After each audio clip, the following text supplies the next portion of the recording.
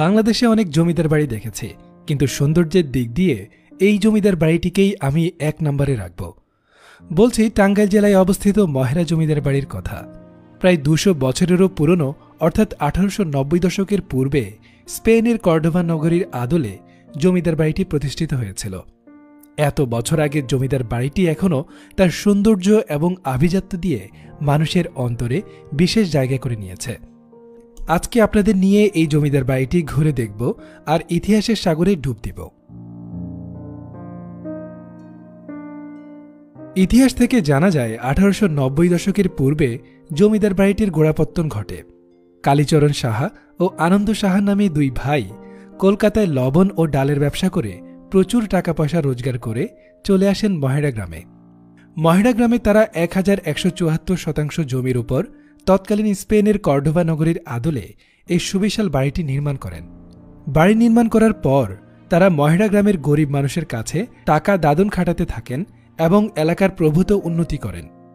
পরে ব্রিটিশ সরকার জমিদার প্রথা চালু করলে কালীচরণ সাহা ও আনন্দ সাহার ছেলেরা করটিয়ার ২৪ পরগনার জমিদারদের কাছ থেকে একটি অংশ বিপুল অর্থের বিনিময়ে কিনে নেয়। শুরু হয় জমিদারি। কালীচরণ সাহা ও আনন্দমোহন সাহার উত্তরাধিকারী রাজেন্দ্র রায় চৌধুরী পর্যায়ক্রমে জমিদারি পরিচালনা করেন। এই শাসকেরা এলাকায় বিদ্যালয়, রাস্তাঘাট, পানির ব্যবস্থা সহ অনেক জনকল্যাণমূলক কাজও করেন। এখানে আছে বড় বড় ৩টি ভবন আর কাছারি বাড়ি। এই ভবনগুলো এবং কাছারি বাড়ির নাম মহারাজ লজ, আনন্দ লজ, চৌধুরী লজ এবং কালীচরণ লজ। আরও আছে আত্মীয় স্বজন কর্মচারীদের থাকার বাড়ি এবং প্রার্থনার জন্য মন্দির। বাড়িতে প্রবেশের জন্য রয়েছে ২টি সুরম্য গেট। বাড়ির সামনেই আছে বিশাল এক দিঘি, নাম বিশাখা সাগর।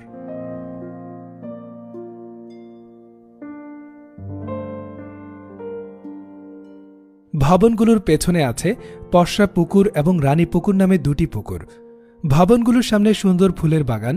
ভবনগুলো আর বিশাখা সাগরের মাঝখানে রাস্তার পাশে কয়েকটা উঁচু গোল কারুকার্যময় স্তম্ভ। কালীচরণ লজের সামনে বেশ বড় একটি খেলার মাঠ। জমিদার বাড়ির পূর্বপুরুষেরা হলেন বিধু সাহা, বুদ্ধু সাহা, হরেন্দ্র সাহা ও কালীচরণ সাহা। জনশ্রুতি আছে জমিদার তরফের সবচেয়ে পরিচিত ব্যক্তিত্ব ছিলেন মহারাজ ভবনের গিনেন্দ্র কুমার রায় চৌধুরী। তিনি ব্রিটিশ আমলে সম্মানিত বিচারক ছিলেন এবং একাধারে নীতিবান ও প্রজাবৎসল ছিলেন। তিনি বাঘ, হরিণ, ঘোড়া, ময়ূর, টিয়া, ময়নাসহ বিভিন্ন প্রজাতির পশু পাখি লালন পালন করতেন। কাছারি বাড়িতে বাঘের খাঁচা ছিল। বাঘটিকে আদর করে ফুলেশ্বরী বলে ডাকতেন তিনি। তাদের খাবার দাবারের খোঁজখবর নিজে রাখতেন। একদিন হঠাৎ করে বাঘটি খাঁচা থেকে বের হয়ে পার্শ্ববর্তী পাট খেতে গিয়ে লুকায়। ঘনিষ্ঠ বন্ধু মাখনলাল চক্রবর্তী ও দেহরক্ষী মদনলালকে সঙ্গে নিয়ে তিনি সেখানে যান এবং ফুলেশ্বরী বলে ডাকতেই বাঘটি এসে হাজির হয়। তারপর বাঘটিকে এনে খাঁচায় পুরে রাখেন। এতটাই সখ্য ছিল পশু পাখিদের সাথে তার। মহেরা জমিদারগণে ছিল বিশাল বিশাল স্থাপনা। নগর ছাওয়ালি ছাড়াও বাংলাদেশের বিভিন্ন জায়গায় ছড়িয়েছিল তাদের বাণিজ্যিক কর্মকাণ্ডের বিস্তার। জমিদারদের সুবিশাল কর্মকাণ্ডের অফিস ব্যবস্থাপনার জন্য গড়ে উঠেছিল নায়েব ভবন, কাছারি ভবন প্রভৃতি স্থাপনা। ৩ কক্ষ বিশিষ্ট নায়েব ভবন চমৎকার নির্মাণশৈলীতে গড়া। ৩ কক্ষ বিশিষ্ট কাছারি ভবনের স্থাপত্যশৈলীও প্রাণ জোড়ায়। জমিদার তরফের সন্তানেরা শুধুমাত্র বিশাল বিত্তবৈভোগের মালিকই ছিলেন না, তাদের ছিল সুবিশাল চিত্ত। এলাকার মানুষের সামগ্রিক কল্যাণের কথা চিন্তা করে তারা বিদ্যালয়, মন্দিরসহ নানাবিধ প্রতিষ্ঠান নির্মাণ করেন।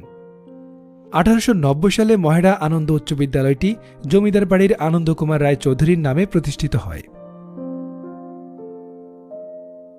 স্বাধীনতা যুদ্ধে পাক বাহিনী মহেরা জমিদার বাড়িতে হামলা করে এবং জমিদার বাড়ির কুলবধূসহ ৫ জন গ্রামবাসীকে গুলি করে হত্যা করে।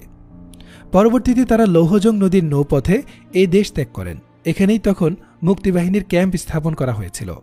পরবর্তীতে স্বাধীনতার পর ১৯৭২ সালে এই বাড়িটি পুলিশ ট্রেনিং স্কুল হিসাবে প্রতিষ্ঠার উদ্যোগ গ্রহণ করা হয়।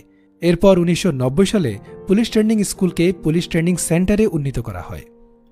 আর পুলিশ ট্রেনিং সেন্টার হবার কারণেই এই জমিদার বাড়িটি এত বছর পরেও সুসজ্জিত এবং সংরক্ষিত।